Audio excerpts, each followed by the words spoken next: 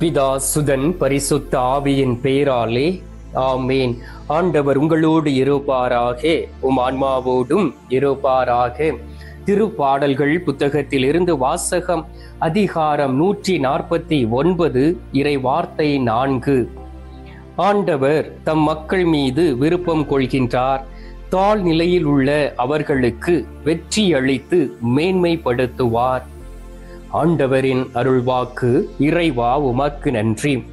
கிறிஸ்துவுக்குள் பிரியமான என் அன்பு சகோதர சகோதரிகளே, நீங்கள் அனைவரும் மகிழ்ச்சியோடும் சந்தோஷத்தோடும் அமைதியோடும் இருப்பீர்கள் என்று நான் உண்மையிலே நம்புகின்றேன். ஏனென்றால் நீங்கள் உங்களை தயார்படுத்தி கொண்டு இருக்கின்றீர்கள் ஆண்டவராகிய இயேசு கிறிஸ்துனுடைய பிறந்த நாளை கொண்டாடுவதற்காக.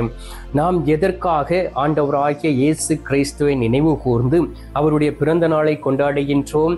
ஆண்டவராகிய இயேசு கிறிஸ்து உங்களைப் போல் என்னைப் போல் ஒரு சாதாரண மனிதராக இந்த உலகத்திற்கு வந்தார். அவருக்கு பிறந்த ஒரு நாள் இருக்கின்றது. எனவேதான் அவருக்கு வருடத்திற்கு ஒரு முறை பிறந்த நாள் எடுத்து நாம் கொண்டாடுகின்றோம்.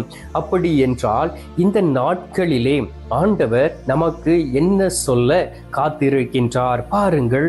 இன்று அவர் உங்களுக்கு சொல்லக்கூடிய காரியம், தாழ் நிலையில் உள்ளவர்களுக்கு வெற்றி கொடுப்பாராம். ஆண்டவர் உடைய வார்த்தை சொல்லுகின்றது, யார் யாரெல்லாம் தாழ் நிலையில் இருக்கிறார்களோ, ஐயோ நான் தாழ்ந்து போய்விட்டேனே, பெரிய ஒரு பணக்காரனாக லட்சாதிபதியாக வாழ்ந்தேனே, மற்றவருடைய பார்வையிலே நான் பெருமையோடு அலைந்தேனே, ஆண்டவர் என்னை உயர்த்தியிருந்தாரே, எல்லாவற்றையும் இழந்து போய் நான் தாழ் நிலைக்கு தள்ளப்பட்டு விட்டேனே என்கின்ற ஒரு எண்ணத்தோடு நீங்கள் இருக்கலாம். என்னுடைய வீடுகளை விற்றால் கூட என்னுடைய கடத்தை அடைக்க முடியவில்லையே, என்னிடம் இருந்த எல்லாம் போய்விட்டதே, நான் எதற்காக இந்த உலகத்தில் வாழ வேண்டும் என்று நீங்கள் நினைத்து கொண்டு இருக்கலாம். நீங்கள் எந்த சூழ்நிலையில் விழுந்து போனீர்கள், எங்கே நீங்கள் தாழ்நிலையில் இருக்கிறீர்கள் என்பதை அறிந்து இந்த நாளிலே ஆண்டவராகிய இயேசு கிறிஸ்துவிடம் திரும்புங்கள். அவர் உங்களுக்கு வெற்றி கொடுத்து அவர் உங்களை உயர்த்துவார். ஏனென்றால் ஆண்டவராகிய இயேசு கிறிஸ்து அவருடைய பிள்ளைகள் அழிந்து போக வேண்டும் என்றும் ஒரு நாள் கூட அவர் நினைத்தது கிடையாது. உங்களிடம் அந்த விசுவாசம் இருக்கின்றதா? இந்த நாளில் நான் விழுந்து போய்விட்டேன், நான் என் ஆண்டவரிடம் திரும்புவேன், என் ஆண்டவர் மீண்டும் என்னை தேற்றுவார், என் ஆண்டவர் மீண்டும் என்னை உயர்த்துவார், எனக்கு வெற்றியை கொடுப்பார் என்கின்ற ஒரு எண்ணம் இந்த நேரத்தில் உங்களுக்குள் இருக்குமே என்றால் நற்கருணை நாதரிடம் நீங்கள் திரும்பி வாருங்கள். நீங்கள் நற்கருணை நாதரிடம் திரும்பி வரும் பொழுது உண்மையிலே அவர் உங்களை ஆசீர்வதிப்பார், அவர் உங்களை வழி நடத்துவார். ஆம் பிரியமானவர்களே, ஆண்டவருடைய ஆசீர்வாதங்களை நாம் பெற்றுக்கொள்ள வேண்டுமே என்றால் நாம் நம்மையே தாழ்த்தி ஒப்பு கொடுக்க வேண்டும். நம்மை தாழ்த்தி ஒப்பு கொடுக்கக்கூடிய நேரத்தில் தான் ஆண்டவர் உங்களுக்குள் கடந்து வருவார். பாருங்கள், அன்னை மரியாள் நான் ஒரு அடிமை என்று சொல்லி ஆண்டவருடைய வார்த்தையை கபிரியேல் வானதூதர் வந்து சொன்ன உடனே அப்படியே ஒப்பு கொடுத்தார்.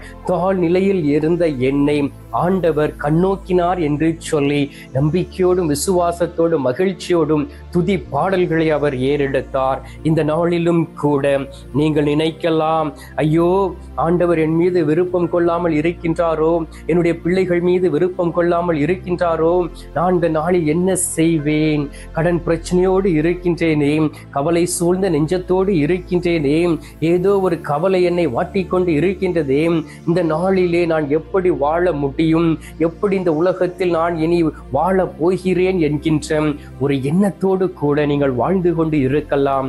உங்களை பார்த்துதான் ஆண்டவர் சொல்லுகின்றார், தாழ் நிலையில் இருக்கிறீர்களா? உங்களுக்கு நான் வெற்றியை கொடுத்து முந்திய நிலைமையை விட உங்களை உயர்த்துவேன் என்று வாக்கு கொடுக்கின்றார்.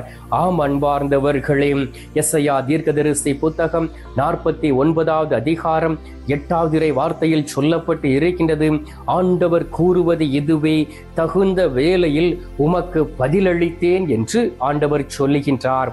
ஆண்டவராகிய இயேசு கிறிஸ்து தகுந்த வேளையிலே நமக்கு பதிலளித்திருக்கின்றார். ஆண்டவராகிய இயேசு கிறிஸ்து இந்த நாளிலே இந்த நேரத்திலே உங்களை உங்களுக்கு மறுமொழி கொடுத்திருக்கிறபடியினால், பதில் தந்திருக்கிறபடியினால் அவருடைய வார்த்தைகளை விசுவசியுங்கள். அவர் உங்களோடு கூட இருக்கின்றார். உங்களுடைய கண் முன்பாக இருந்து உங்களை ஆசீர்வதித்துக் கொண்டு இருக்கின்றார். இந்த நேரத்தில் இப்பொழுதே விசுவாசத்தோடு அவரிடம் திரும்புங்கள். ஒருவேளை உங்களுடைய தீமையான செயல்களாக இருக்கலாம், உங்களுடைய பாவங்கள் உங்களுக்கு வெற்றி கடந்து வர ஒரு தடையாக இருக்கலாம். ஆண்டவரிடம் திரும்புங்கள். ஆண்டவர் உங்களை ஆசீர்வதிப்பார். எனவே தான் இன்னும் ஒரு வார்த்தை உங்களுக்கு கொடுக்கின்றார். இணை சட்டம் 28வது அதிகாரம் 12வது இறை வார்த்தையில், நீ பல்வேறு இனத்தாருக்கு கடன் கொடுப்பாய், நீயோ கடன் வாங்க மாட்டாய் என்று சொல்லுகின்றார். ஆம் அன்பார்ந்தவர்களே, ஒரு மனிதன் இந்த உலகத்திலே கடன் வாங்கி வாங்கி வாழ்ந்து கொண்டு இருக்கிறான் என்றால் அவன் முற்றிலும் அழிந்து போவான். ஒரு மனிதன் இந்த உலகத்திலே அதிக ஆசை கொண்டு, உலகத்தின் மீது பற்று கொண்டு, உலகத்திற்கு பின்பாக சென்று வாழ்ந்து கொண்டு இருக்கிறான் என்றால் அவன் உண்மையிலே தன்னை தொலைத்து விடுவான்.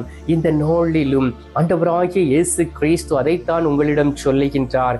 ஏதோ ஒன்றை நீ துளைத்து விட்டாய், நான் கொடுத்த ஆசீர்வாதத்தை நீர் பெற்றுக் கொள்ளாமல் நீர் இருக்கிறபடியினால் நான் இந்த நாளிலே உன்னிடம் கடந்து வந்து நான் உன்னை ஆசீர்வதிப்பேன் என்று வாக்கு கொடுக்கின்றார்.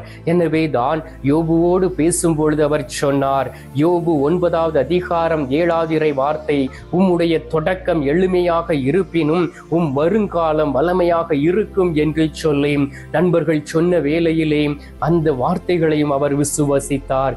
ஏனென்றால் ஆண்டவராகிய கடவுள், ஆண்டவராகிய இயேசு கிறிஸ்து யாரை கொண்டும் நம்மிடம் பேசுவார். அவர் பேசக்கூடிய வார்த்தை நமக்குள் கடந்து வரும் பொழுது அந்த வார்த்தைகள் பலனளிக்கும், அந்த வார்த்தைகள் நம்மை வழிநடத்தும். பிரியமானவர்களே, ஏதோ ஒரு சூழ்நிலையில் நீங்கள் தாழ்ந்து போய் இருக்கலாம், தாழ்நிலையில் இருக்கலாம், எல்லோரும் கைவிட்டு விட்டார்களே, யாருமே இல்லையே, நம்பியிருந்த மனிதர்களெல்லாம் என்னை விட்டு போய்விட்டார்களே என்கின்ற எண்ணத்தோடு இருக்கலாம். உங்களை தாழ்த்துங்கள் ஆண்டவருக்கு முன்பாக. அவர் உங்களை உயர்த்த சித்தமாக இருக்கின்றார். அபிரகாமோடு இருந்த தெய்வம், அபிரகாமுக்கு கேடயமாக இருந்த தெய்வம், அவருக்கு கைமாறு அளித்த தெய்வம் இந்த நாளிலே உங்களுக்கும் அவர் கைமாறு அளிப்பார். எனவே கண்களை மூடி கரங்களை கும்பிட்டு சில மணித்துளிகள் நற்கருணை நாதரோடு மனம் விட்டு பேசுவோம். எங்கள் பரலோக தந்தையே, இயேசு கிறிஸ்துவே, தூயனல் ஆவியே, தந்தையே, இந்த அருமையான காலை பொழுதிற்காக உமக்கு நன்றி அப்பா. இந்த காலை பொழுதிலே உம்மை விசுவாசத்தோடும் நம்பிக்கையோடும் தேடி வந்திருக்கக்கூடிய எங்களை உமது கிருபையினாலும் இரக்கத்தினாலும் தாங்கிக் கொள்வீராக. நீரே எங்களுக்கு கேடயமாக இருக்கின்றீர், எங்களுக்கு கைமாறு தர கடந்து வந்திருக்கின்றீர். தாழ் நிலையில் உள்ளவர்களுக்கு வெற்றி அளித்தும் அதில் மகிழ்ச்சி கொள்ளக்கூடிய தெய்வமாக இருக்கின்றீர். தாழ்ந்து போய் இருக்கக்கூடிய எங்களை உயர்த்திடுவீராக, எங்களுக்கு வெற்றியை கொடுப்பீராக. ஒருவேளை எங்களுடைய தவறுகள் உமது திருக்கும் கண்களுக்கு முன்பாக வந்திருக்கலாம். ஆண்டவரே, செய்த தவறுகளுக்காக மன்னிப்பு கேட்டு ஜெபிக்கின்றோம். எங்களை தொடும் அப்பா, எங்களை கருணை கண் பாரும் ஆண்டவரே, எங்களுக்கு வெற்றியை தாரும் ஆண்டவரே, எங்களை ஆசீர்வதியும் தகப்பனே, எங்களை உயர்த்தி நல்வழியில் வழிநடத்திட வேண்டுமாய்மை நோக்கி ஜெபிக்கிறேன் அப்பா.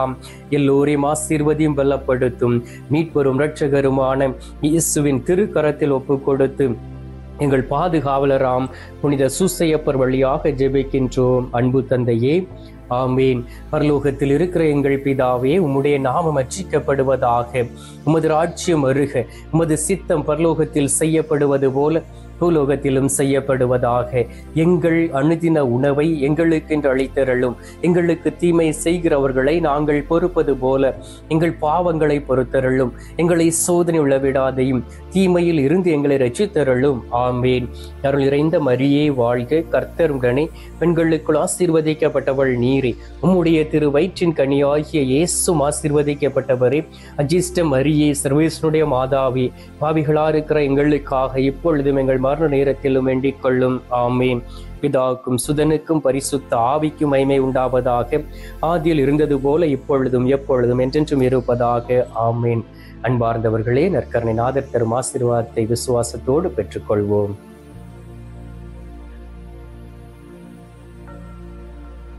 எல்லாம் அல்ல இறைவன், பிதா, சுதன், பரிசுத்த ஆவி உங்களை ஆசீர்வதிப்பாராக.